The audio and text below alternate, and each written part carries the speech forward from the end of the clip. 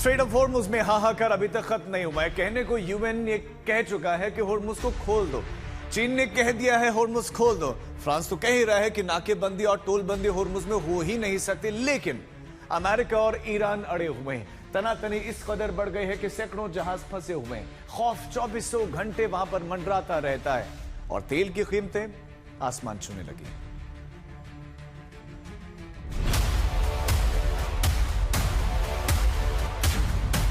Trump का फरमान, Iran को न टोल दे न दान। हॉर्मुज में जारी है घमासान, तेल की कीमतें छूने लगी आसमान।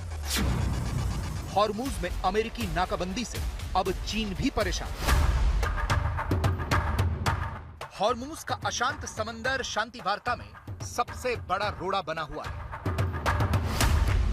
ना तो ईरान इसे पूरी तरह खोलने का ऐलान कर रहा है, ना ही अमेरिका ईरानी बंदरगाहों पर नाकेबंदी हटा रहा है। ऊपर से एक के बाद एक विनाशकारी वॉरशिप ईरान की सरहद के बेहद पास तैनात किया जा रहा है।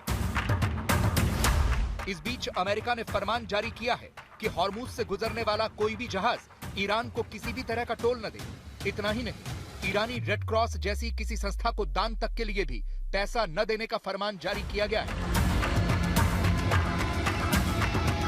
हॉर्मुज पर अमेरिका की निगहबानी ने ईरान के लिए मुश्किलें बढ़ा दी हैं। हर रोज लाखों बैरल तेल का उत्पादन तो हो रहा है, लेकिन उनका निर्यात न होने से उसके स्टोरेज की दिक्कतें बढ़ रही हैं। दिक्कतें चीन की भी बढ़ रही हैं। महायुद्ध की वजह से ट्रंप का चीन दौरा पिछले कुछ हफ्तों से टल रहा है, लेकिन जब भी होगा उस पर युद्ध की काली छाया जरूर मंडराती रहेगी। And this war has wrought tremendous sufferings in Iran for the Iranian people and the neighboring countries. And it has, and its ramification runs far and wide. And in particular, the close of Hormuz, and is actually wreaking havoc in the oil market and in the economy of the entire world, in particular in the global south. So China's view is that we need to open the Strait of Hormuz as quickly as possible, and that actually applies to both sides. Iran needs to lift its restrictions on the Strait of Hormuz, and the U.S. need to lift its naval blockade. चीन ने इशारों में यह कह दिया है कि अगर ट्रंप के चीन आने तक हॉर्मुज नहीं खुला तो इससे बड़ा एजेंडा बातचीत का दूसरा कोई नहीं होगा। इसीलिए हॉर्मुज को जल्द से जल्द खोला जाना बेहद जरूरी है। I'm sure if the Hormuz is still closed by the time President Trump goes to China, this issue will be high on the agenda of the bilateral talk. And of course, the bilateral relationship between China and the U.S. goes far beyond the issue of Hormuz. And I think it is in the interest of both countries and both peoples. And I may say for the entire world, of the people of the entire world, that China and the U.S. maintain steady and sound and sustainable relationship. चीन ही नहीं, कहने को तो दुनिया कह रही है कि हॉर्मुज को खोला जाए। संयुक्त राष्ट्र तक ने कह दिया है कि बिना किसी टोलबाजी के जहाजों की आवाजाही सुनिश्चित की जाए। I urge member states to support the emergency evacuation framework prepared by the International Maritime Organization, a coordinated plan to ensure the safe movement, assistance and protection of affected crews in full accordance with international law. Mr. President, the Charter's prohibition of the threat or use of force applies fully at sea.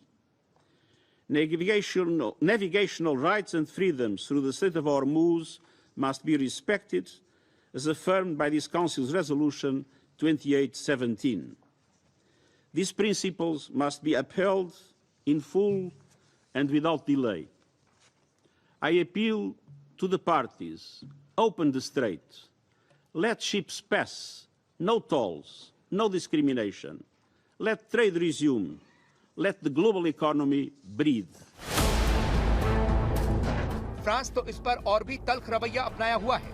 विदेश मंत्री ने दो टूक कहा है कि Hormuz किसी की बपौती नहीं है, इसे ना तो कोई रोक सकता है, न टोल मांग सकता है और ना ही किसी तरह की कोई रिश्वत। अंतर्राष्ट्रीय जल क्षेत्र मानवता की साझा विरासत है, जिसका उपयोग संयुक्त राष्ट्र समुद्री कानून सम्मेलन के तहत संरक्षित है। स्टेट्स विश्व की धमनियां हैं। ये किसी व्यक्ति विशेष की संपत्ति नहीं है, ये बिक्री के लिए नहीं है, इसलिए इनमें किसी भी प्रकार की बाधा या अवरोध नहीं लगाया जा सकता। न तो टोल लगाया जा सकता है, न रिश्वत ली जा सकती है, न ईरान द्वारा, न ही किसी अन्य पक्ष द्वारा, किसी भी बहाने से नहीं। अगर स्थिति ऐसी ही रही तो वैश्विक व्यापार बंधक बन जाएगा और पूरे क्षेत्र अलग थलग पड़ जाएंगे, और ये एक ऐसी स्थिति है जिसे हम अस्वीकार करते हैं।